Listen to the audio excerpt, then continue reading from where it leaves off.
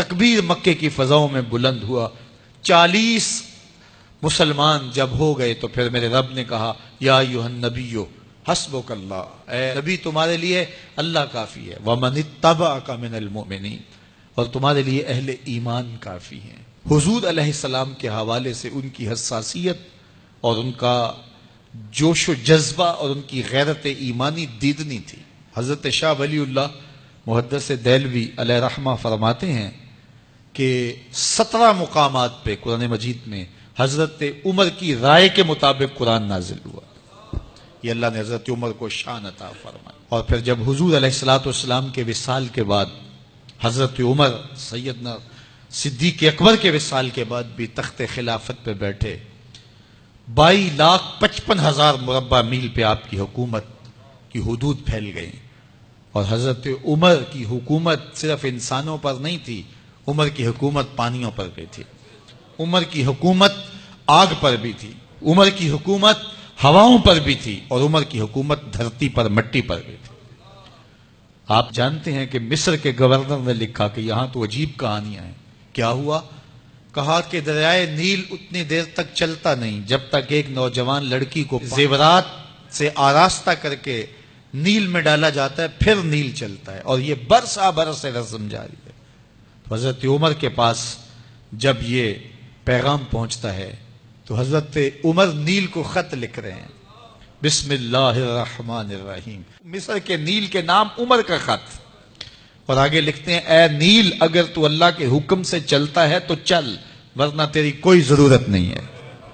اور رکا لکھ کر کاسد کو دیا، جا کے یہ دریائے نیل میں ڈال دو۔ اللہ اکبر، جن کے رکے دریا بھی مانتے ہیں، پانیوں پر بھی حکومت ہے۔ اور نیل میں جب وہ رکا ڈالا گیا، نیل ایسا چلا آج تک کبھی رکا ہی نہیں ہے۔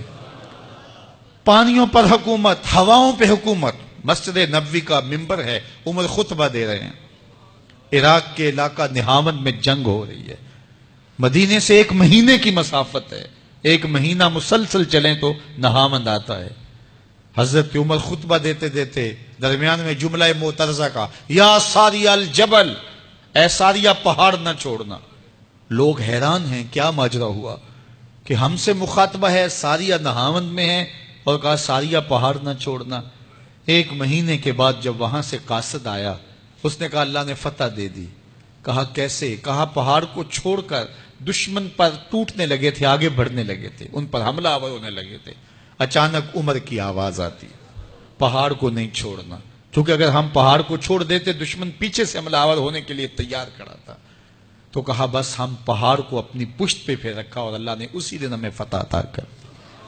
ہوائیں بھی ان کا پیغام پہنچاتی ہیں، پانی بھی ان کا حکم مانتے ہیں۔ اس زمانے میں فائر بریگیڈ سسٹم نہیں تھا، لیکن ایک آگ بڑھتی آ رہی ہے شہر کی طرف۔ لوگوں نے حضرت عمر کو بتایا، امیر المومنین، آگ پھیلتی آگے بڑھتی چلی آ رہی ہے اور شہر کو اپنے قابو میں لینے والی ہے۔ عمر اپنی چادر اتارتے ہیں اور حضرت تمیم داری کو دیتے ہیں، کہا یہ چادر لے جاؤ اور ایسے ایسے کرو، آگ پیچھے بھاگتی چلی جائے گی۔ تو چادر ہلاتے جاتے ہیں حضرت تمیم داری، اور آگ پیچھے بھاگتی چلی جاتی۔ مٹی بھی حکم مانتی ہے۔ ایک لونڈی کھڑی رو رہی ہے راستے میں، کہا تجھے کیا ہوا؟ کہا ٹھوکر لگی، میرا تیل زمین میں بہہ گیا، میری مالکہ بڑی سخت ہے، وہ مجھے کہے گی تم نے یہ کیا کیا۔ عمر درہ زمین پہ مارتے ہیں، فر الارض الم عادل علیک، زمین عمر نے تیری چھاتی پہ عدل نہیں کیا؟ تو عمر کے ہوتے ہوئے اس کا تیل پی جائے؟ زمین تیل باہر نکال دیتی ہیں، فرماتے ہیں ڈال لے اپنے برتن میں۔ تو یہ عمر کے ان کا حکم مٹی بھی مانتی ہے، ان کا حکم ہوائیں بھی مانتی ہیں، دریا بھی مانتے ہیں، ان کا حکم پانی اور آگ بھی مانتی ہے۔ وہ عمر، میرے حضور فرماتے ہیں ان الشیطان یفر من ذل عمر، میرا عمر وہ ہے جس کے سائے کو دیکھ کے شیطان بھی بھاگ جاتا ہے۔ حضرت عمر رضی اللہ تعالیٰ عنہ نے ایک بہترین نظم و نسق دیا اور امور سلطنت کو اس انداز سے منظم کیا۔ ایک غیر مسلم مفکر کہتا ہے اگر اس امت کو ایک اور عمر مل جاتا پوری دنیا پہ حکومت مسلمانوں کی ہوتی۔ ایک دن مسجد نبوی سے باہر حضور تشریف لا رہے تھے، دائیں ہاتھ میں حضرت ابو بکر کا ہاتھ تھا، بائیں میں حضرت عمر کا ہاتھ تھا، ایسے باہر کی جانب آ رہے تھے۔ دروازے سے کوئی بندہ داخل ہوا، تو اس کو دیکھ کے حضور نے فرمایا ہا کازا نبعث یوم القیامہ، قیامت کے دن جب قبروں سے اٹھائے جائیں گے ہم ایسے ہی اٹھیں گے، میرے دائیں ہاتھ میں ابو بکر کا ہاتھ ہوگا، بائیں میں عمر کا ہاتھ ہوگا۔ اللہ اکبر۔ جے شک ہووی تے چل مدینے، جے شک ہووی تے چل مدینے، آ ویکھ لے جوڑ مزاراں دا، بن یار نبی